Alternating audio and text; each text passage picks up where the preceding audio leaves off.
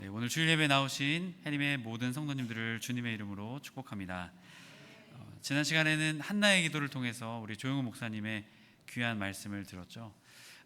지지난주에는 제가 이스라엘과 아말렉과의 전투를 통해서 말씀을 나누었습니다. 오늘은 예수님의 기도를 통해서 기도에 대한 말씀을 함께 나누고자 합니다.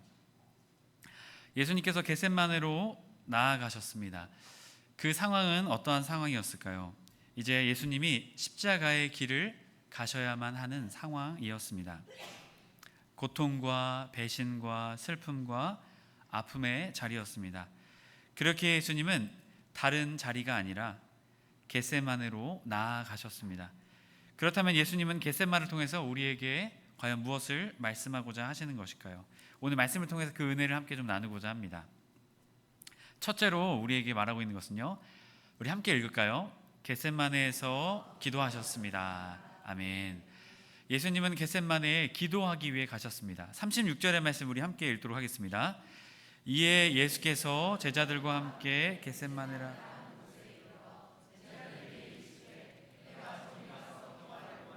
너희는 여기 앉아 있으라 하시고. 아멘.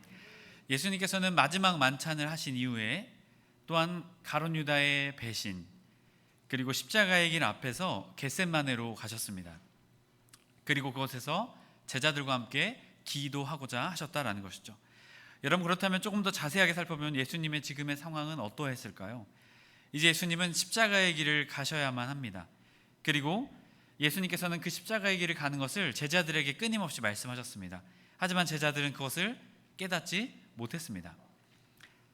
예수님께서는 이제 잡히시던 그 날 밤에 제자들과 함께 마지막 식사, 만찬을 하셨죠. 그리고 그곳에서 제자들의 발을 씻기셨고 그들과 함께 만찬을 나누었습니다. 정말 은혜로운 자리였죠. 제자들도 감동하고 예수님도 그들을 섬기실 수 있어서 참 은혜로운 자리였습니다. 하지만 그 자리는 또 다른 최악의 사건, 바로 가룟 유다가 예수님을 팔기 위해 어떻게 합니까?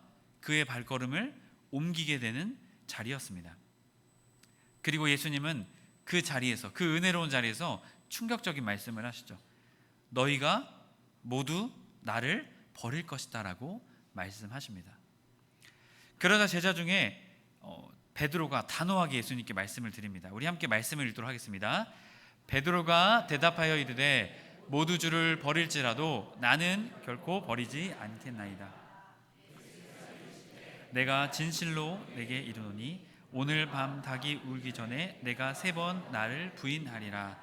베드로가 이르되 내가 주와 함께 죽을지언정 주를 부인하지 않겠나이다 하고 모든 제자도 그와 같이 말하니라. 아멘.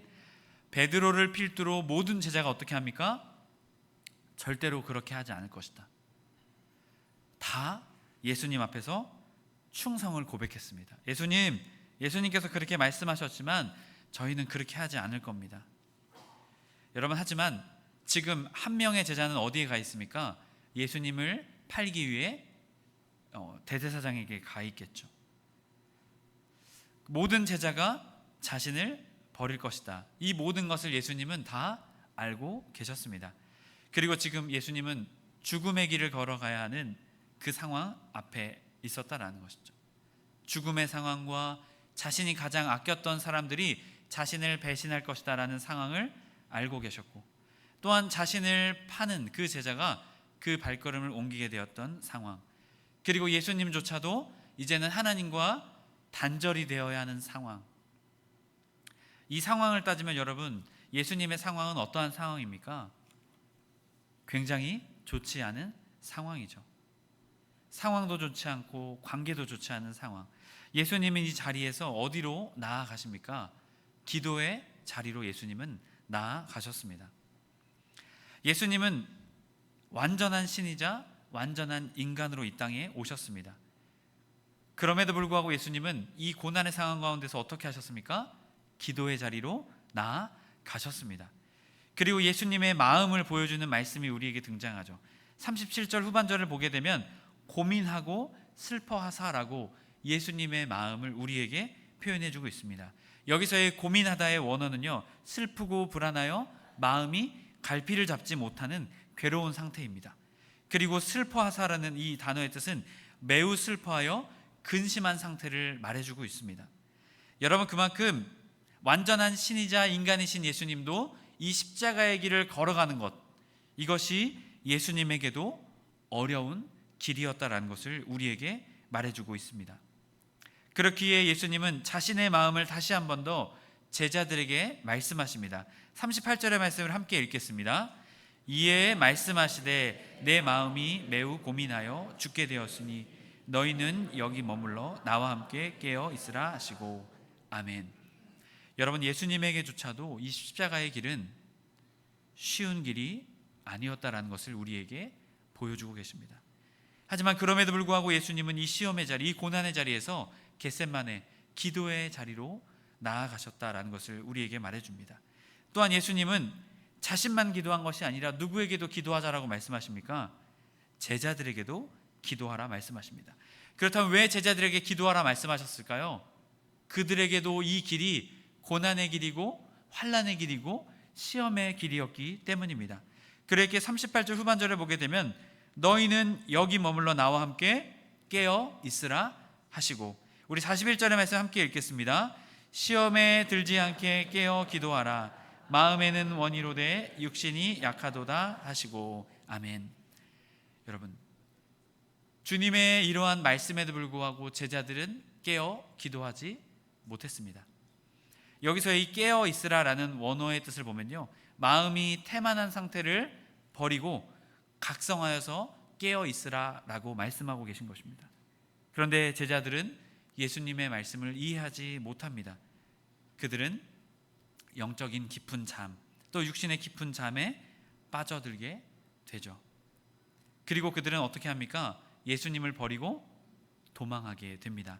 해림의 성도 여러분, 예수님은 최악의 상황 속에서 자신의 사명을 감당해야 하는 그 상황 속에서 우리에게 어떠한 모습을 보여주고 계십니까? 기도하는 모습을 우리에게 보여주셨습니다. 그 어렵고 힘든 상황 가운데에서도 겟세마네로 나아가사 자신이 늘 기도하시던 그 자리에서 기도하셨던 예수님의 모습을 우리에게 보여주고 계십니다. 예수님은 우리의 고난과 우리의 아픈 그 상황을 몸소 체험하셨습니다. 그리고 누구보다도 우리의 그 마음을 잘 알고 계십니다. 그때 예수님의 행동은 고민하고 슬퍼하여 죽을 것 같은 그 상황 가운데서도 예수님은 기도의 자리로 나아가셨습니다. 여러분, 그 예수님이 오늘도 우리에게 말씀하고 계십니다. 고난 속에 있느냐, 시험 속에 있느냐, 하나님께 나와 기도하라. 오늘 우리에게 말씀하고 계십니다. 저와 여러분이 그 기도의 사람이 되길 주님의 이름으로 간절히 축복합니다. 오늘 말씀은 두 번째로 우리에게 말하고 있습니다. 우리 함께 읽겠습니다. 아버지의 원대로 기도하셨습니다. 아멘. 우리 39절의 말씀을 함께 읽겠습니다. 조금 나아가사 얼굴을 땅에 대시고 내 아버지여, 만일 할만하시거든 이 잔을 내게서 지나가게 하옵소서. 그러나 나의 원대로 마시옵고 아버지의 원대로 하옵소서 하시고 아멘. 예수님은 겟세마네로 나아가셨습니다. 그리고 그곳에서 기도하셨죠. 그리고 예수님은 그 기도의 자리에서 예수님께 자신의 마음을 솔직하게 고백하십니다. 예수님은 총 3번에 걸쳐서 이 기도를 하시는데요, 첫 번째 말씀을 보게 되면 만일 할만하시거든 이라는 표현이 등장합니다. 이것은 여러 가지 가능성 중에 하나를 선택할 수 있다는 의미입니다. 여러 가지 선택할 가능성 중에 선택할 수 있다는 것이죠. 그리고 이 잔을 내게서 지나가게 하옵소서. 이 잔이라는 것은 사명, 예수님의 운명을 설명해 주고 있습니다. 십자가의 길을 말해주고 있죠. 자, 이것을 종합해서 보게 된다면 첫 번째 예수님의 기도는 혹시 십자가 외에 다른 방법이 있다면, 또한 다른 사람이 있다면 이라고 말하고 있는 것입니다. 이것은 단순히 예수님이 십자가의 길을 거부하셨다는 의미가 아닙니다. 이 길이 얼마나 고통이고 이 길이 얼마나 아픔인지를 아셨기에 혹시라도 다른 방법, 혹시라도 다른 사람이 있다면 주님, 제가 이것을 하고 싶지 않습니다, 이 고백을 하셨다는 것이죠. 하지만 예수님의 기도의 끝을 보게 되면 예수님이 하기 싫다, 이것을 거부하겠다라고 말씀하신 것이 아닙니다. 39절 후반절을 보게 되면 그러나 나의 원대로 마시옵고 아버지의 원대로 하옵소서 하시고. 아멘. 예수님의 첫 번째 기도의 제목의 목적, 결말은 무엇입니까? 아버지의 뜻, 하나님 아버지의 뜻대로 되기를 원합니다. 만약 예수님이 첫 번째 기도를 통해서 십자가의 길을 거부하신다, 그 마음이었다면 이 첫 번째 기도에서 어떻게 하셨을까요? 멈추셔야만 했습니다. 하지만 예수님의 기도는 어떻게 됩니까? 두 번째 기도로 나아가십니다. 42절의 말씀을 보게 되면 우리 함께 읽겠습니다. 다시 두 번째 나아가사 기도하여 이르시되 내 아버지여, 만일 내가 아버지의 원대로 되기를 원하나이다. 아멘. 예수님의 두 번째 기도를 보게 되면요, 이제 예수님의 두 번째 기도는 이제 그 초점이 좁혀지게 됩니다. 만일 내가 라는 표현이죠. 앞선 첫 번째 기도에서는 다른 방법, 다른 사람이라면 두 번째 기도는 누구를 말하고 있습니까? 내가. 이제는 내가 해야 한다라는 것을 예수님도 분명하게 아시고 있었던 것이죠. 이젠 자신을 국한해서 아버지의 원대로 되기를 원합니다. 주님께 고백하시는 예수님의 기도를 보게 됩니다. 세 번째 44절 말씀인데요, 또 그들을 두시고 나아가 세 번째 같은 말씀으로 기도하신 후에. 아멘.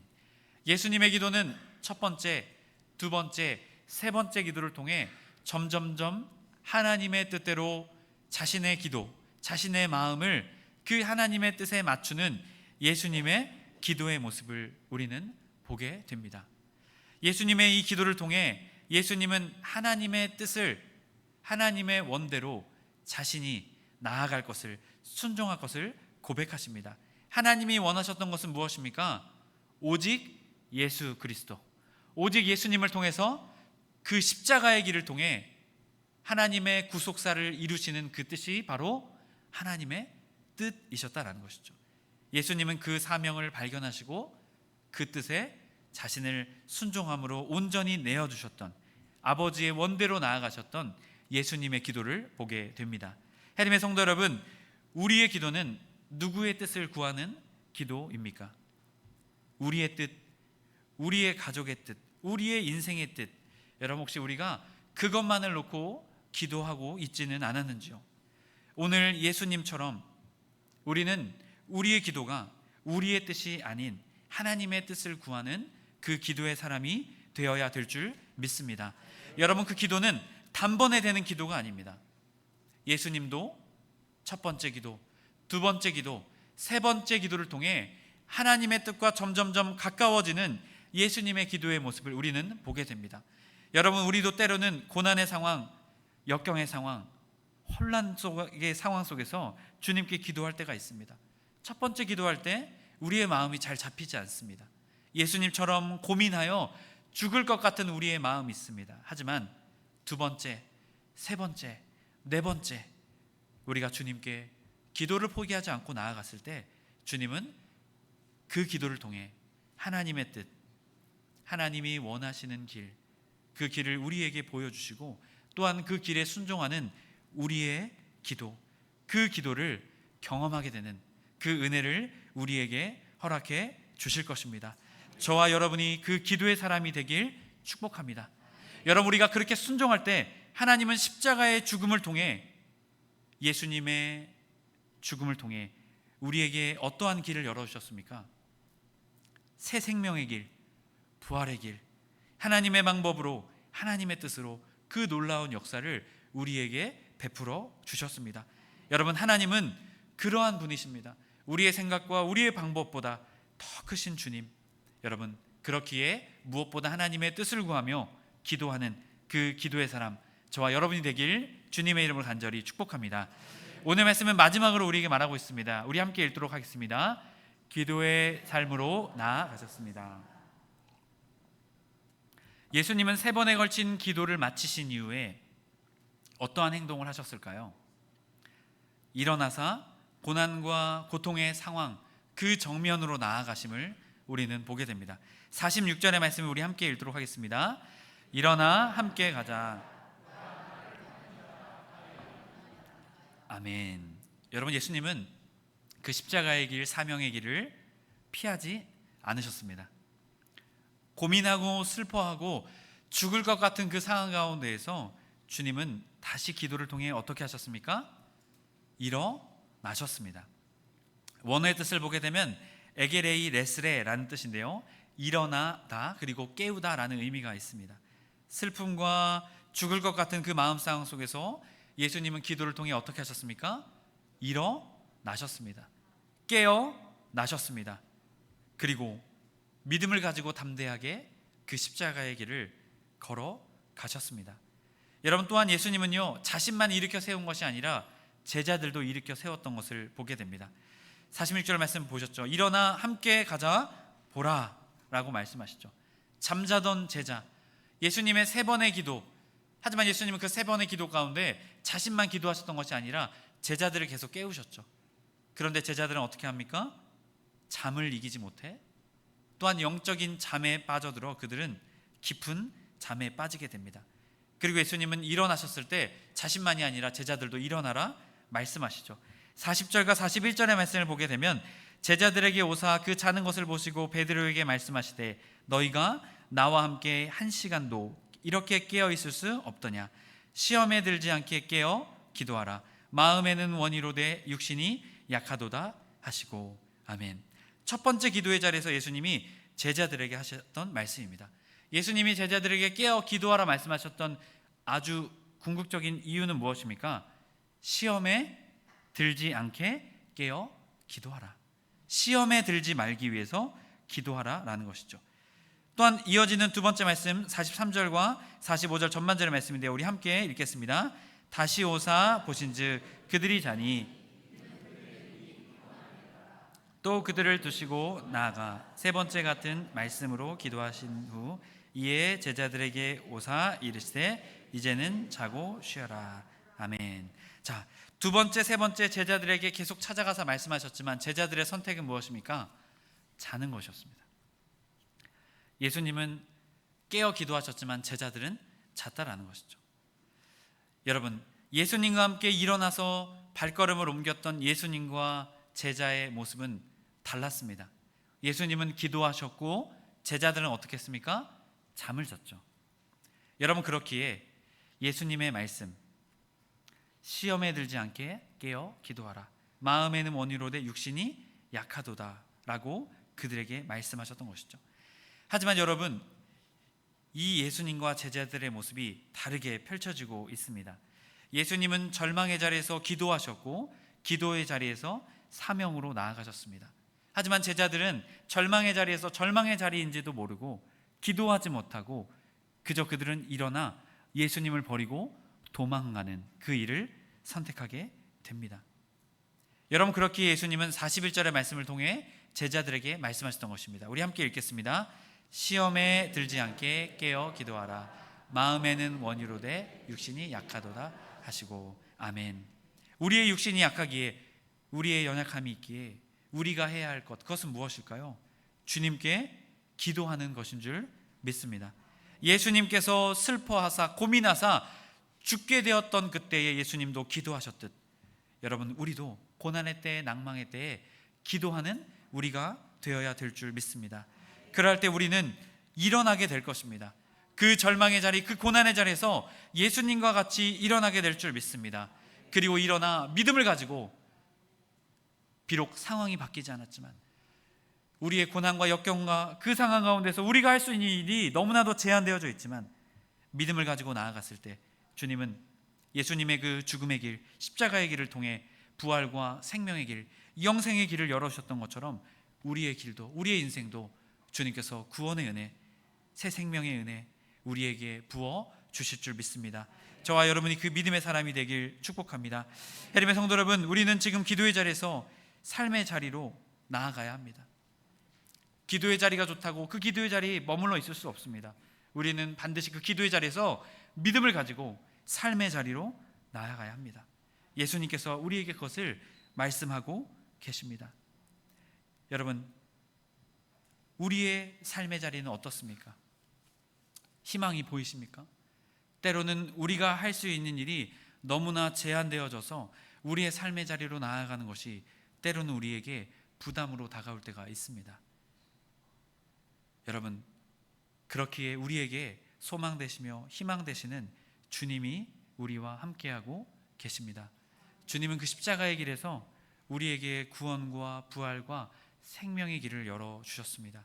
여러분, 그렇기에 우리의 소망이 주님께 있음을 믿습니다. 무엇보다 기도하며 그 기도를 통해 주시는 믿음을 가지고 삶의 자리로 나아가 그곳에서 기도로 주님이 주시는 믿음으로 그 삶의 자리에서 믿음으로 승리하는 저와 여러분의 삶이 되길 축복합니다. 그 시작은 기도이고 그 끝도 기도다라는 것입니다. 저와 여러분이 그 믿음의 사람, 그 기도의 사람이 되길 축복합니다. 오늘 말씀을 정리합니다. 예수님께서는 고난과 절망의 자리에서 기도의 자리인 겟세마네로 나아가셨습니다. 또한 예수님은 그 기도의 자리에서 자신의 뜻이 아닌 하나님의 뜻을 구하셨습니다. 그리고 예수님은 그 기도의 자리에 머물러 계셨던 것이 아니라 그 기도의 자리에서 주셨던 주님의 그 믿음을 붙잡고 삶의 자리로 나아가 온전한 순종의 모습을 보여주셨음을 우리는 보게 됩니다. 결국 우리에게 십자가의 죽음을 통해 새 생명과 부활의 길을 열어주셨습니다. 여러분, 그렇기에 오늘 우리의 삶에도 고난과 절망과 역경이 있습니다. 십자가의 길과 같은 우리의 인생길이 있습니다. 우리의 인생은 다 다르지만 우리의 인생의 무거움과 절망은 다 비슷한 것 같습니다. 여러분, 그렇기에 우리가 깨닫고 붙잡아야 될 것은 무엇일까요? 그것은 오늘 예수님처럼 기도하는 것입니다. 슬픔 속에서도 절망 속에서도 죽을 것 같은 상황 속에서 삶의 모든 희망과 모든 것을 내려놓고 싶은 그 상황 속에서도 우리가 주님께 기도하는 것인 줄 믿습니다. 여러분, 그럴 때 주님은 우리에게 은혜의 길, 구원의 길, 우리가 생각하지 못한 하나님의 방법과 하나님의 뜻대로 그 일들을 이루어 주시고 풀어 주실 것입니다. 저와 여러분이 그 기도의 사람이 되길 주님의 이름으로 간절히 축복합니다. 기도하시겠습니다.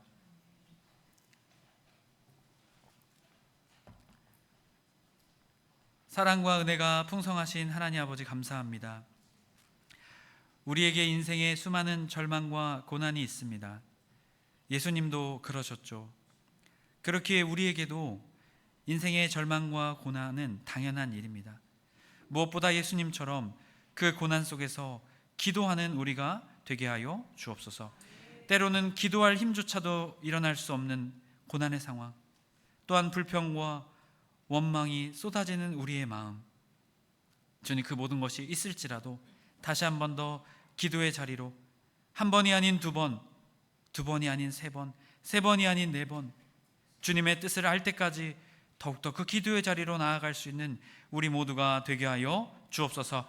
그리하여 그 믿음을 가지고 기도의 삶으로 주님의 뜻을 이루며 절망의 상황 속에서도 하나님의 소망과 구원을 경험하는 우리 모두가 되게 하여 주옵소서. 그 기도의 사람이 우리 모두가 되게 하여 주옵소서. 우리 구주 예수 그리스도의 이름으로 기도합니다. 아멘.